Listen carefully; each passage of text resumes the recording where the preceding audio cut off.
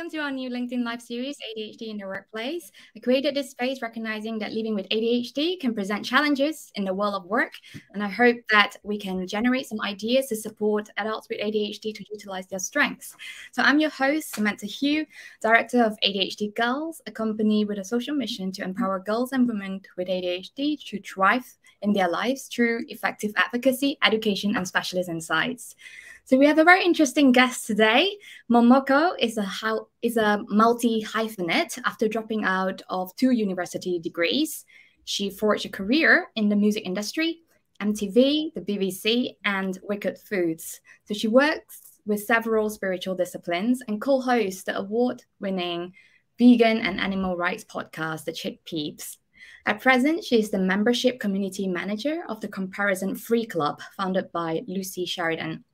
So she was diagnosed with ADHD this spring at the age of 33, and Momoko is now only starting to make sense of her somewhat mercurial work history and tapping into the potential of a neurodivergent brain. So today we'll talk about the work systems that work for Momoko. So welcome, Momoko. How are you doing? Yeah, great, thank you. I was thinking before we came on here and before we jumped on how nice it is to be in a place that feels so safe, because I'm here with all of my flaws or things that I felt were always such an issue in the past. And I've never really spoken about my ADHD in a format like this. It's always just been sharing bits and bobs. So to actually just go, nope, I have ADHD, I'm going to talk about it, feels quite liberating, actually. Yes, it is. And I think the more we open up about these conversations, the more it makes it easier for others, who are struggling at the same time. So, I get feedback from other people who watch the lives that we do at ADHD Girls, and they said that we see such light, within the women who share their stories. So I think it really is a very courageous thing to do, and it helps other people too.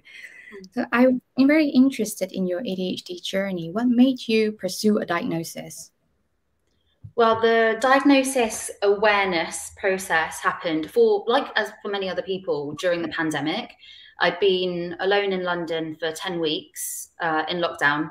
And I think for a lot of people, this started to bring all of your issues and challenges that you could usually just sweep away to the side, right to the forefront. I felt like they were literally here staring me in the face.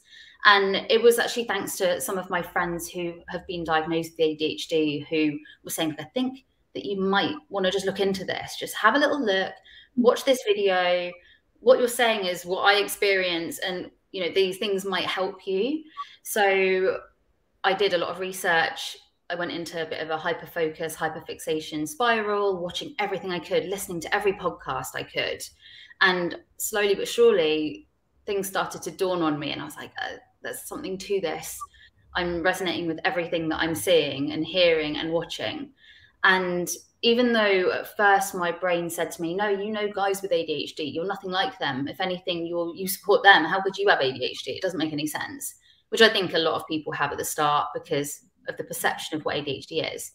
And I even bought courses for people with ADHD before I got a diagnosis, because I was so afraid that I would go in and they say, no, this isn't it. Sorry. The thing that you thought that you had that was giving you a bit of hope, giving you some answers, it's not that. And I'd go back to square one and think, well, what's my life all about then? I don't understand what's going on. So yeah, I think it was a course with ADHD for Badass Women, the podcast.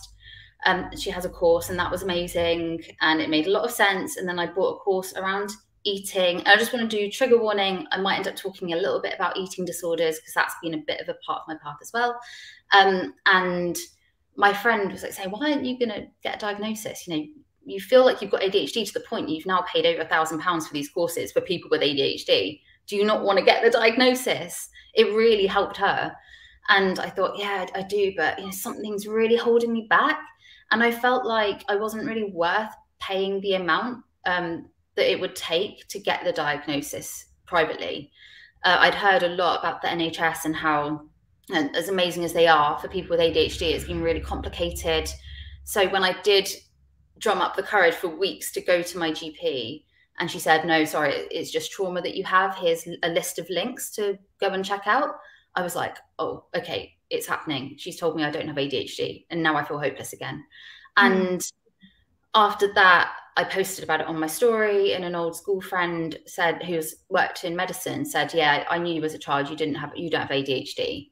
But they were actually trying to be helpful. We've since spoken about it and have come to an understanding that I took it with a lot of my old loaded experiences, and they were trying to help. They didn't know what I was going through. But that really set me back again. So months passed. I never like it when somebody keeps saying they'll do something and they never do. It really bothers me because it reflects so much of what I do. And when my friend reflected back to me, how many weeks are you going to go talking about getting diagnosed and not doing it? And I thought, oh God, I'm being that person. I'm just going to have to book in. And I started looking at private options. A few people I knew had gone with this one private company. Luckily, I'm in a position where I could pay for it, which I wouldn't have been able to do until maybe last year. And so I paid for my diagnosis, and everything in that process, in that assessment, just made so much sense. It was so validating. I really felt seen and heard. I got put onto medication straight away. And all of the things in my past, like you mentioned, I'd quit 2 universities. That made sense. The fact that when I was younger, I was so not in my body and in my head. I was constantly trying to understand why I was so ashamed of myself all the time, because ADHD can be so insidious. It just seeps into everything. And I remember once discovering all of these food diaries I'd started as a child. There were probably over 20 of them, which had only 3 days of me recording food in each one, because I could only keep up that recording for 3 days until I just went on a massive binge cycle again. And that was very much me looking for dopamine, eating for dopamine. So that's my diagnosis story. And there's so much more to it, and so much beyond the scope that I can cover in a day, let alone in the scope of work. But I'm going to try and keep it really focused around work. But that's where I'm up to now. So I've now been diagnosed since April or May. And now here we are almost in December. Yeah, and it's a journey, isn't it? It's only the beginning, and it will keep changing. You know, this is a roller coaster ride, you know, because you're looking back and thinking what could have been, but also like, why didn't anyone pick it up? But also we're so good at hiding it. Like you said, that your friends in school didn't see it. Yeah. You know, because everything is internal. And what if the pain is inside rather than something you can see on the outside, right? Yeah. One of the main things that my specialist at the place I went to get diagnosed said was, how do you feel about, yourself? How do you present yourself? Do you actively go for relationships, or do you hold back? How do you feel about your body? And I just went, I just hate it all. And this was after doing self-development work and trying to find some kind of self-love or compassion. And I did have it to an extent, but when he asked me that question, I was like, I'm so ashamed of how I look. I don't want to meet anyone because of it. I hate all my clothes. I hate how I show up. I don't think I'm deserving of anything to be seen, or all these reasons. He said, okay, you have done so well in your life so far to mask and to cover up and create a facade around your ADHD and who you really are truly, that you've internalized every bit of shame or fear or worry into how you see yourself. And that is not truly how you come across. It goes into body dysmorphia as well. I just saw myself as this flawed ogre, troll, disgusting. And these were the words I was using about myself. And when he said when I'd been internalizing all of this shame, I'd never heard anyone say that to me before. It never made sense why I disliked myself so much, and why everyone else I knew seemed pretty fine to go on dates, for example, or to show up in their business, or whatever else it might be. So it really was a completely game-changing experience, and I wish I'd done it sooner, like most people, but also at the same time, I really trust the timing of my life. So yeah, I'm happy.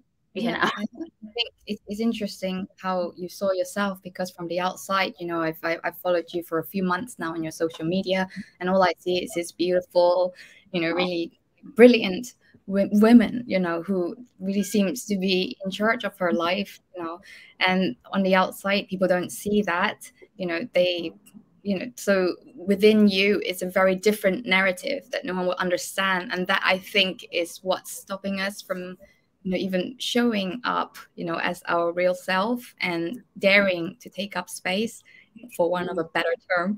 Yes. it keeps us small, and it is really hard to be living like that, you know, decade after decade, especially if you're undiagnosed. But you know, so I would really, you know, be interested to find out, you know, maybe how undiagnosed ADHD caused a problem in how your career has shaped up for you, you know, whether it's the beginning or, you know, the transition from job to job. Yeah, with the way that ADHD affects me personally, and this could be for everyone, but all I can do is really speak from my own personal experience. When your self-trust completely erodes, when you don't do anything that you say you will because you just can't, you don't know how, you don't have the tools for it.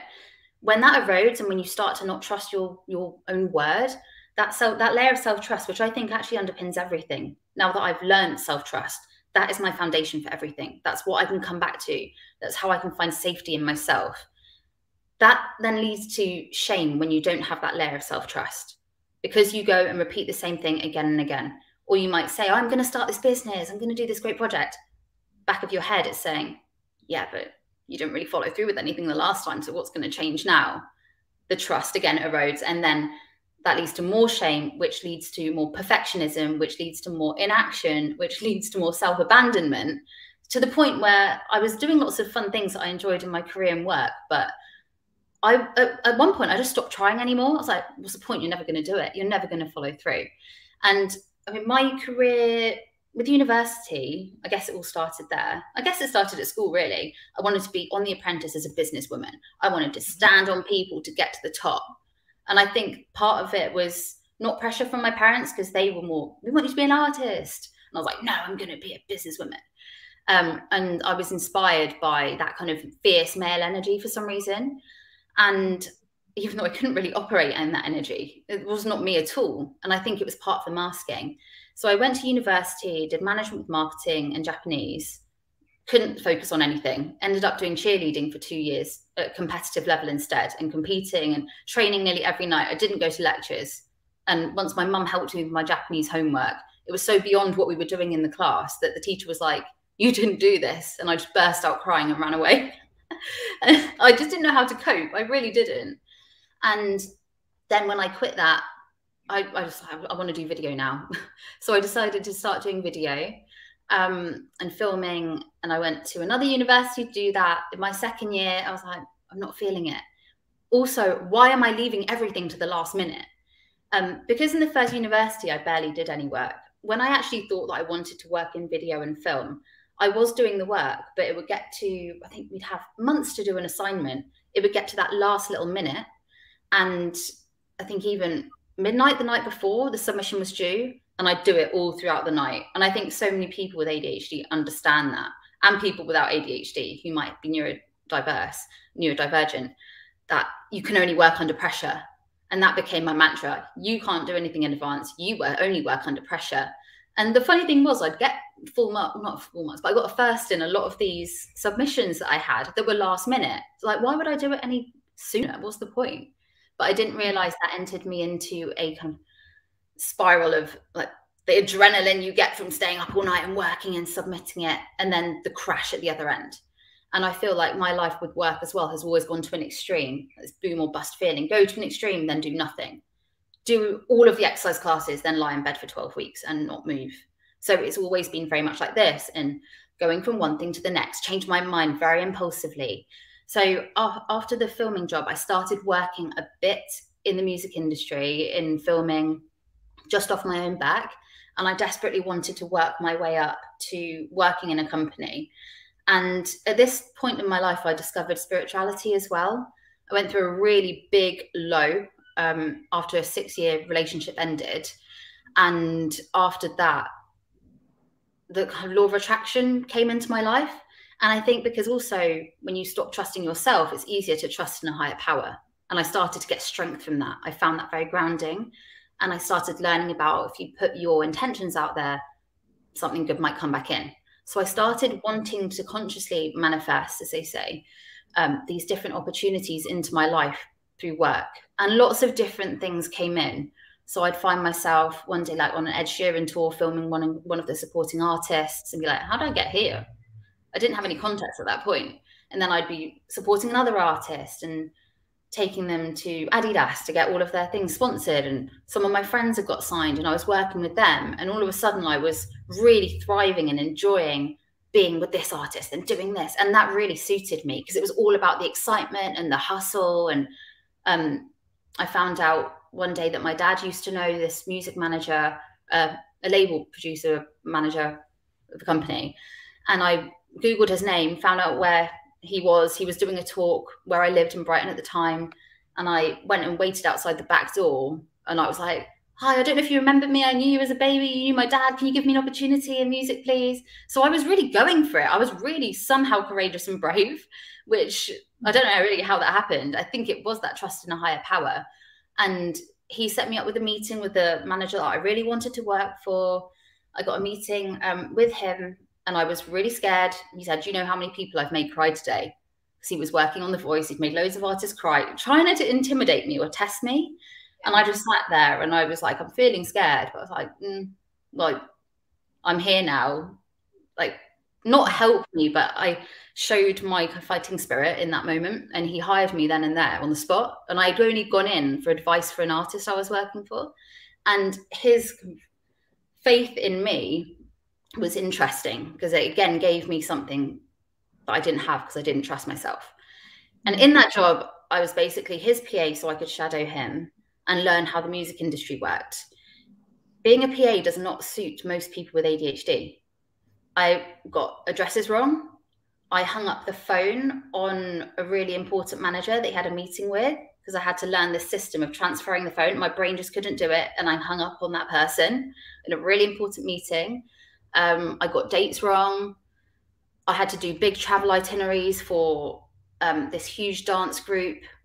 And that just, oh my gosh, the amount of detail that I had to remember and retain, the amount of silly mistakes I made. I was like, I know I love working in this industry to a degree, but I cannot do this admin side. And that was just grating away at me. And it made me start to understand how important nature was and connection was. And I feel like a lot of this was fueled by my ego, wanting to work in this kind of industry. Like, who does that make me? Does that make me worthy now? If people are coming up to me saying, oh my God, your job's so cool, your life looks so great, am I then worth something?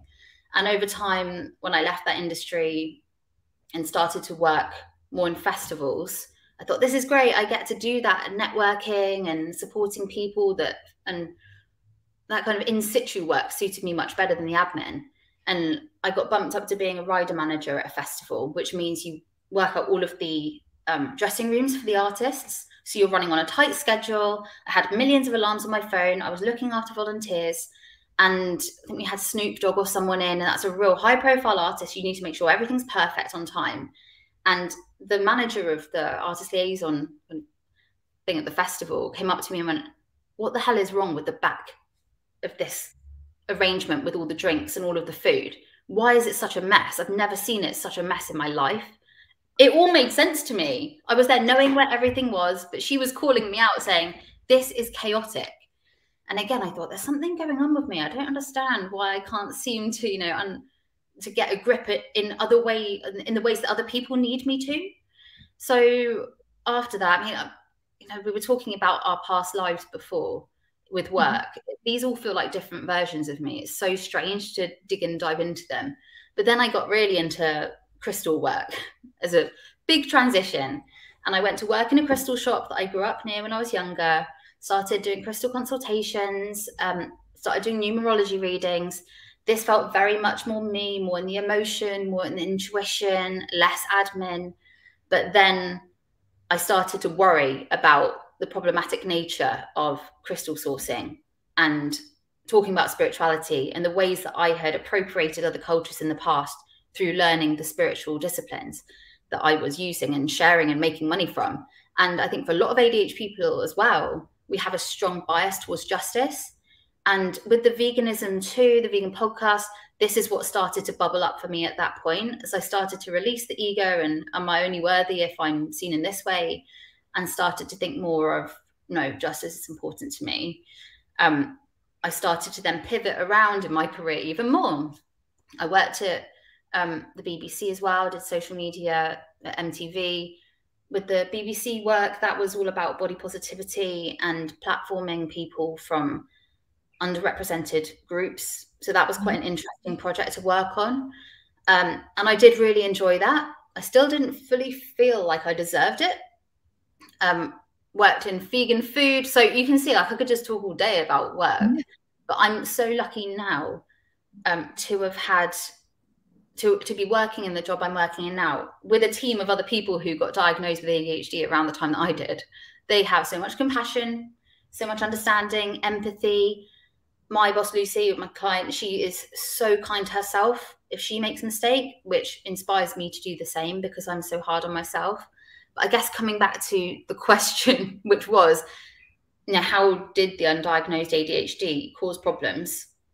It meant that I followed this pattern of start and quit, jump around, do all these different things, and never really fulfill my potential in any of them.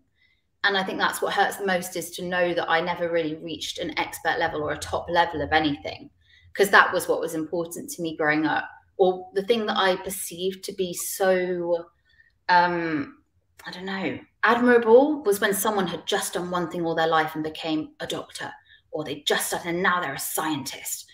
And because I held myself up against this standard, and I was like, well, what have I done? I've gone here, back around, and now I'm here. And but even with dance, I've loved dancing all my life. People who are my age, who are dancers now, are top of the game, teachers, they're not still learning like I am. So I just do it for fun. But still, it makes me wonder, if I didn't have ADHD, or if it was diagnosed earlier and I had tools to help myself with it, could I have been at the top of my game? But I've had to just flip my mindset and go, no, this is who I'm meant to be. I'm meant to be more of a flexible hummingbird type. And this helps me. It supports me. It means I don't stay in something too long that I'm not enjoying just because I've invested so much time or money. And yeah, there's the types of books I read growing up, all by a lot of those white male authors who talked about, self-discipline is the key, consistency is the key. And I internalized that in myself. I thought, yeah, they are the key, and I can't do any of them. And that's why those people are better than me, and why I'm rubbish. And I should just hide over here and never introduce myself, because how the hell would I, and where would I begin? So there we go. Because of the masking element as well, I've become really good at embodying other people's voices for work.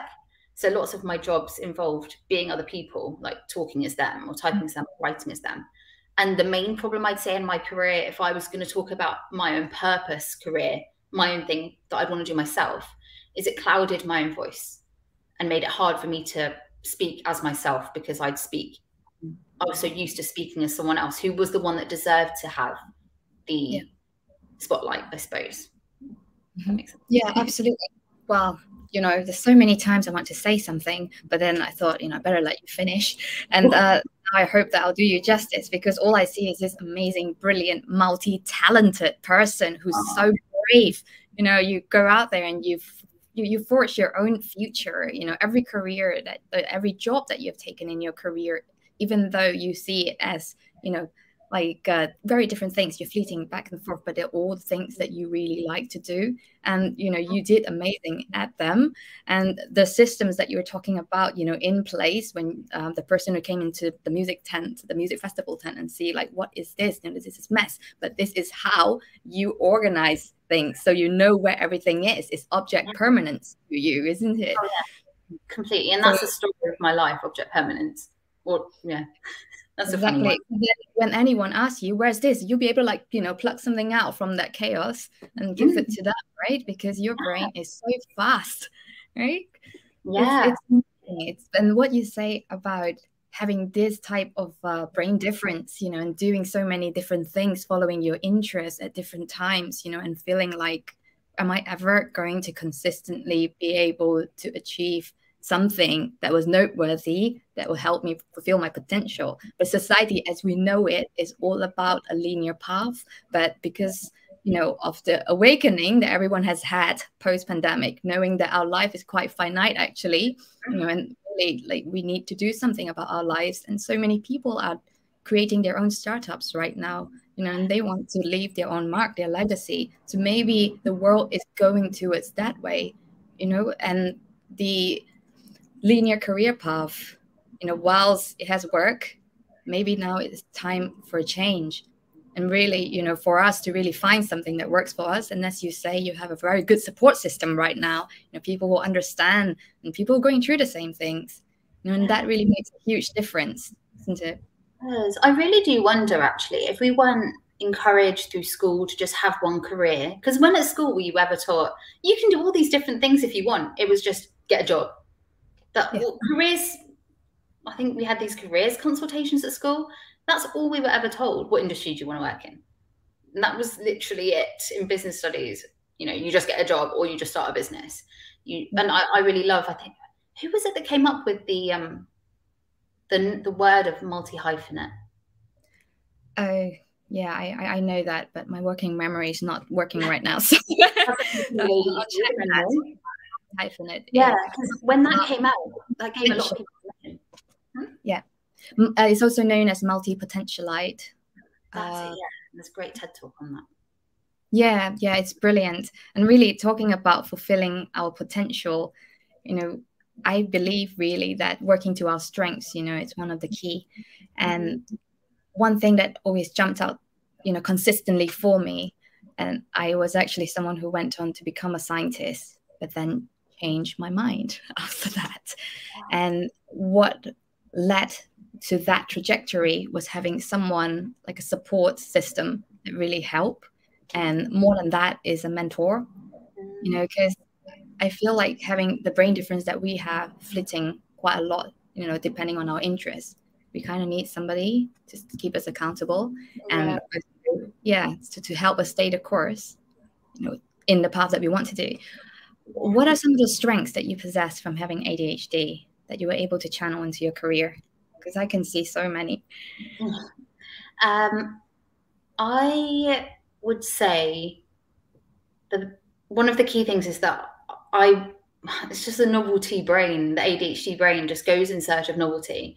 So I feel like I've really lived. When I look at the things I've done, impulsive things I've done, like my friend needed to have medical treatment in LA and I ended up going with him. And then one time when we went there for that, I stayed for 10 weeks, staying with a friend, just wandering around. If I had been focused on one career, whenever would I have had the chance to just go, I don't know what I'm doing here. I'm in my overdraft. I don't really care. I'm just going to flounce around and meet people and experience it. So I feel like I've really experienced life. And I did have a friend that I met up with a few years ago, and they said to me, I've got a few things to show for myself over the past 5 or 6 years in the terms of my career development, where I'm at, my status in my job. But when did I even live? When did I have a life? I feel like I have no life experiences. Actually, there's a few friends that had been on a trajectory of, what we're taught in school to do, work up, get all your qualifications. A few friends said this, and in the back of my head, I went, okay, well, I'm really prizing and putting them on a pedestal because they are at the top of their game and they've stuck to one thing their whole life. I've actually lived. I've actually done so much. And when I hear their perception of my life so far, they're like, oh, you've done loads of things. It sounds really exciting. You've been all over the place. And I'm like, oh, yeah, that is actually a good thing. That doesn't have to be something I'm ashamed of. That can be something fun. And yeah, the way that, I guess the nature of it all is being rather than doing. And I think I'm very good at being in life, even if I'm not so good at studying. I just don't have any interest in studying. And ultimately, maybe it comes down to what kind of life you want to have and how you want to live. And I'm just thinking of the other kinds of strengths. I mean, I do think hyperfocus and hyperfixation can be a strength because you can learn a lot in a very quick amount of time and you can become quite proficient in that without needing a lot of evidence or studies or qualifications. Because when you don't work like that, hyperfocus can sometimes be something that drives you, even if for me it's been a very big distraction as well. But maybe part of it is that because we think so outside of the box, we experience life in a different way. I'm always in awe of things now. And I feel like my brain lets me live quite an abstract life. Like I've really noticed the moments and details. And I do have quite high attention to detail for certain things. And I think that might be an ADHD thing as well, because I'll look at what's interesting and really look at it.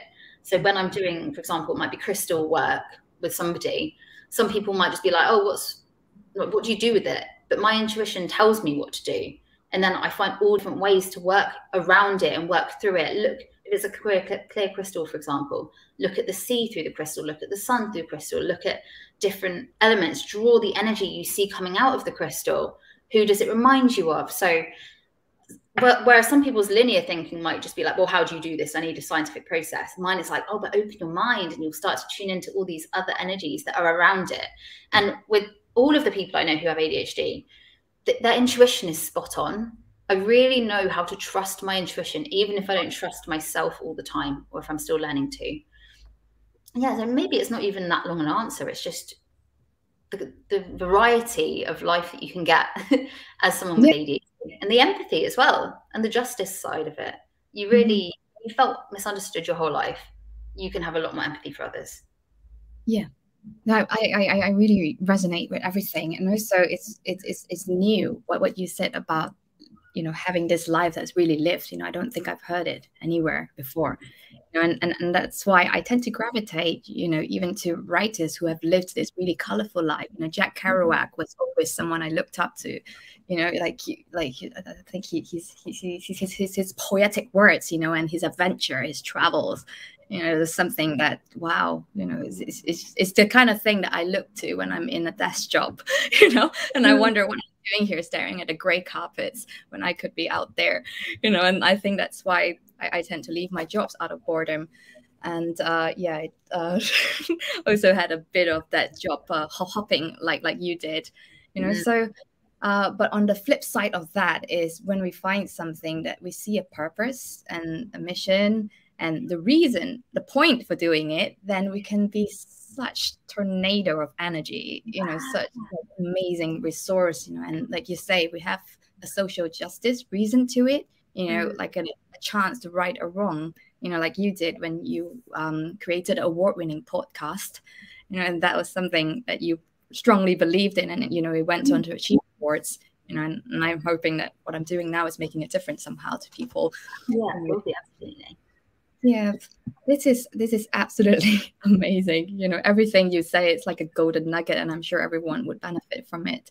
I would actually like to ask you what kind of support, you know, the type of work systems right now, you know, because I know through our chats you said that they really made a difference. You know, you help you see why, you know, the past jobs didn't really work that well. And can you tell me a bit about the support for your ADHD that made a difference to improve your productivity at work and your well-being? Yeah, there's several parts to it, I suppose, because you have the part which is practical tools. And I guess I can start with some of them. Before I was diagnosed or even thought about ADHD, I knew that some things worked for me, but I'd do them randomly. So I knew that not going on my phone when I went to bed and when I woke up was good for me. I felt better. I felt more alive and awake. This will be the case for anyone. But now something like that, it's going to be a good day or a bad day. It's going to be the difference between them, because now I know it has to be a non-negotiable for myself, certain things. So if I start with, I have this pad, basically. This pad is like my lifeline. And every evening I'll write down everything I need to do the next day. I get such a big boost from ticking boxes and rewards. So I have to give myself rewards for everything, or I won't do anything. I have to clear my path to make things easy. So my medication is by my bed with a glass of water pre-poured the night before. I do morning pages journaling first thing in the morning. Also, I could only ever do 3 pages of that before. I'm now on day 76 or 75 or something. I've done it consistently for 75 days. That was not possible before. And that's because I'll put the book on my desk with a pen I like to write with a notepad I like to write in, with no obstructions. If there is something in front of it, I won't do it. But if it's there and I can just breeze in, done.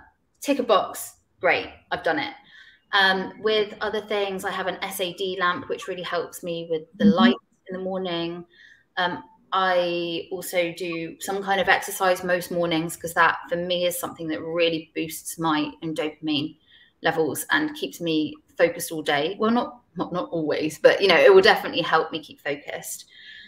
Different strategies as well are having strategies for other things. So my life basically runs on strategies or nothing gets done. So it will be these things where I pre-prepare beforehand, or I weigh out my food beforehand, so that when I go into the kitchen, it's easy. I track everything that I eat because I'm working with a trainer, and I get all of that tracked, all of that sorted, done. I don't have to worry, what am I going to eat again? If I didn't do that, I'd stand at the fridge and just be like, I'm going to have a protein bar for dinner, which is something that I still do if I don't prepare for it. So I have to have little tools. If I'm going into that zombie mode where I'm just zoning out on the sofa and not doing what I should be doing, or if I'm procrastinating, I have to put a few songs on that I am hyper focusing on. So I'll always have a song that I will listen to again and again and again and again on repeat for different weeks. So that will be my alarm in the morning, or it will be the song that will snap me out of a bit of a zombie mode. Then I'll have essential oils, I'll put on my SAD lamp, and I'll play lo-fi music. I'll make a list of things with boxes that I can tick, and I'll go on FocusMate, which is a co-working platform, because that body doubling, for anyone who doesn't know, if you're working with someone, you're more likely to be productive. That's completely the case for me. And then I will get so much done. But if I just went, oh, I need to do my work, and if I sat here, I'd be like, I'll just go on YouTube. It's like I have to create paths for myself. And then if I make it easy for myself and have rewards along the way, I'll do them. Otherwise, it will just be like my life before, with procrastination and last minute. Nowadays, I don't do anything at the last minute apart from packing. All my work is done before the very last minute, whereas before it would be over the last minute to the point of when it was too late to do.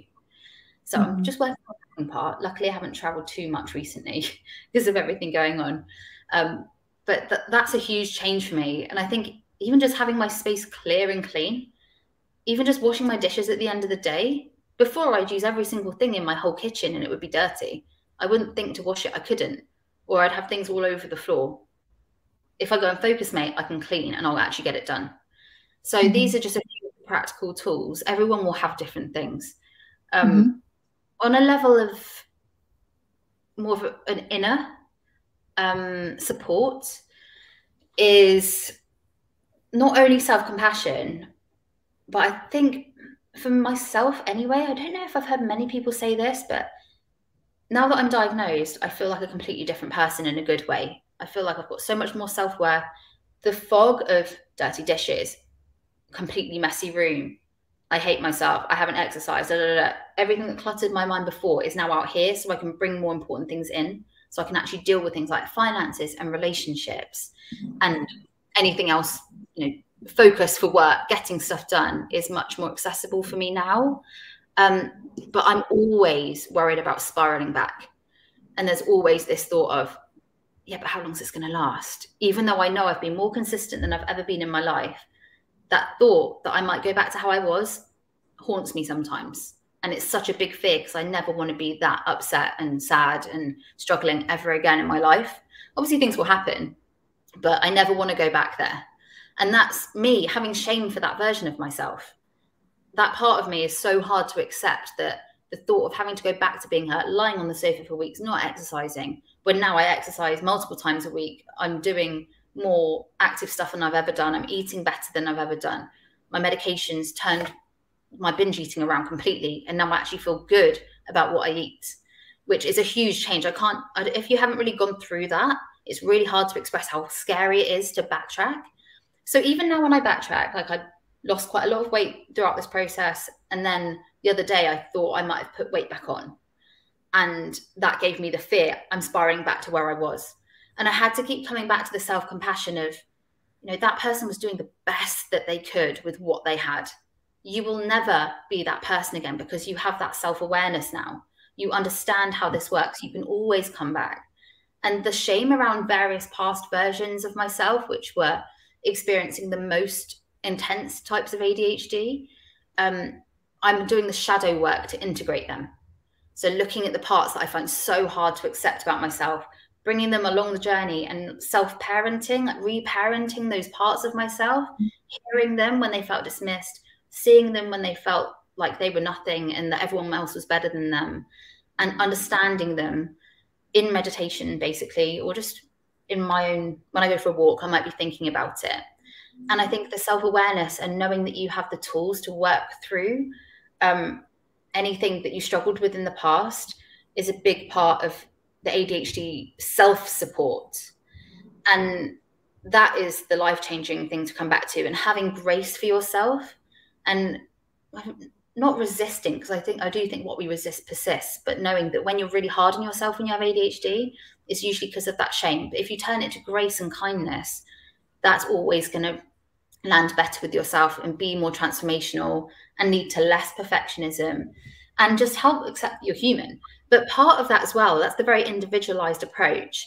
There's also this really big element of collective healing. And I think this is why it's so important what you're doing in sharing your story, sharing other people's stories. I gained more healing and support from just reading tweets on the hashtag Ask ADHD, on Reddit, YouTube, on TikTok, on Instagram, and my friends who were sharing. I got more from that than any doctor or even my ADHD specialists. So knowing that we've been so programmed to be every man for himself, but know that collective healing as a community, knowing you're not alone, that kind of support, even if you don't know the person and you'll never meet them, that is something that has helped me more than I can really express. And that's not only with work and my own well-being, it's just on every single level of my being now. And it feels so much more supportive. The work side of it, I think, is always just going to be a reflection of what's going on inside. And it's always just going to reflect and mirror back to you, the progress that you've made. But self-compassion every step of the way, and having the support system, people that hear you, but then also self-parenting those parts of you, I think interlock like that with real life processes. So I think actually having ADHD, even when you're medicated, even when you've got the workarounds, is a full-time job. Because you hear how many things I need to do just to kind of get up in the morning and function. It's a lot. But once we know what we have, we deal with the hand that we have been given. Yeah, that's right. I completely resonate with everything you say, and I feel quite empowered, by hearing your own journey. And you sound to me like a very self-aware person, and I think we had to be, I suppose, when we were trying to figure out who we are our whole lives, right? Yeah. So like you have, found healing in spiritual disciplines, and, it's helped give you more inner peace, right? Yeah, definitely. And that's helped you, through like show up at work. I'm actually really interested in finding out how you communicated about your ADHD, in order to get your work systems, to understand the people that you work for, to understand what you need, to be as productive as you are right now. I just remember saying to Lucy, I think I might have ADHD. And either she had said it to me first, I can't remember, but she had said, oh, quite a few of my friends have got diagnosed with ADHD recently, and I'm going to go and have a diagnosis as well, because I'm really resonating with it, just to see, because it would make sense if I did. And we've been friends for a long time. So I think the way that we just related to each other, she shared about her experience, I shared about mine. It just was, I guess I'm extremely grateful and blessed and lucky that I'm at this point where the main person I work for really gets it, and I really get her. So if she has a moment which might be related to her ADHD, like she might need a reminder for something, for example, because I have a lot of my work now tied up with like purpose, because it's all about helping people, I can then have my more switched on brain plugged in to give her those reminders, when usually I'd be the one needing reminders. So because of that understanding and that empathy, and even when the things with Asian hate crimes were going on, I was really struggling, because I think with the emotional side of things, that affects our ADHD. I barely sleep anyway. I've always had sleep issues. That affects our ADHD. She could see that and would be like, take the rest of the day off, please. Go and rest. Don't worry about work at all right now. Just go and rest. And that I'd never really had that kind of empathy before in a job, and knowing that I was so supported and that I could go to her with anything and it would be heard and seen and understood, and genuine care and genuine compassion, I think I just felt like I could breathe a sigh of relief, where I don't expect all my past workplaces to understand it. If they don't have it, how would they? It's so new for even people with ADHD. So I don't blame other people for not getting it, but to have it completely seen exactly as it is allows you to just function differently at work, because you're not totally afraid to make mistakes all the time. You're not trying to be a perfectionist. And I'm not working for someone who's really hard on themselves, which means they don't project perfectionism. Again, a function of shame, which is what Brené Brown talks about it as. She doesn't do that with herself, so she doesn't do it with me, which means I feel freer. I will do better, and I do better in my job. I want to give more in my work right now because I feel that freedom and that care. And I know a lot of people don't have that in their work because, you know, a lot of people don't understand. And I just hope that more people understand ADHD for women, and I hope that more women understand their own ADHD for themselves and don't wait so long to get a diagnosis because of reasons like what I experienced, that self-gaslighting, which we do so much, which is why I find it so funny when people say, you know, well, these women are just slapping the label of ADHD on themselves. No, they just find it hard to focus. Everyone finds it hard to focus. And true, the world is set up for people to find it hard to focus with all the instant rewards on phones and things. But surely if someone's struggling, you want to help them and listen to them rather than say they're slapping a label on themselves. How's that going to help anyone? Especially when every woman I know with ADHD went, no, I don't think I've got it. Even at the diagnosis level, I don't think I've got it. I think they've made a mistake. I might need to get tested again. That happened to so many people I know. So yeah, again, I think everything comes back to self-compassion and compassion for others. Yeah, that's amazing. That's absolutely it, you know, and I think that when we communicate our ADHD, it's more likely to be received if the person we communicate it to are in a position, you know, to understand, you know, and actually empathize, you know, with the struggles, right? And that's why the manager and the employee pairing is so important, right? And a lot of it needs to be designed even before we get into the job, I think, you know, to work. Yeah. Yeah. Thank you so much for this amazing, insightful interview. It's like so empowering. And Shailene, you know, has said to what you talked about in the corporate world that she also struggled, and I think the corporate world is rife with, you know, like challenges for people with ADHD, you know, that, you know, could be mitigated if we support it. So thank you again for your time. Thank you for having me, and thank you for everything that you do. I get so much value and just help. And I actually saw you post a while ago on Twitter saying, can people let me know what kind of experiences they'd like to hear from? I'm like, in my head, I only saw it yesterday, but I went, all of them, share everything. Whenever I see anyone sharing anything about ADHD, it helps me and it helps other people because of that collective healing aspect. And this is why I think perfectionism is such a funny one with ADHD, because with this, I had my list of key points I wanted to share about. Can I control how other people will perceive me in this so that I make sure I give them exactly what they need? But they don't need specific things. They just need to hear honesty, because everyone's journey is different. So I hope that you share something. Yeah, it's a vulnerable process. I've recorded a video myself on my lived experience, and I'm still perfecting it. But you know, it's scary. But you've been so brave, you know, and I'm amazed by your courage and also your zing of energy. You know, you have so much. What do you call that? Apart from energy, you know, enthusiasm for life, you know, that you need to just keep going, you know, at this pace. This wasn't here before. This is definitely more of a new thing, I have to say. Yeah, having the self-awareness definitely helps. So thank you everyone for tuning in from wherever you are. We will be sharing the recording on the YouTube channel, the ADHD Girls YouTube channel after this. So I'm a speaker advocating ADHD in training in the workplace. So my job is to help create more neuro-inclusive workplace, especially around ADHD, to improve well-being and productivity and increase workplace happiness. So get in touch if you're interested in having a chat. Thank you so much. Thanks, Momoko, for your time today. Thank you so much. Take care. Bye-bye.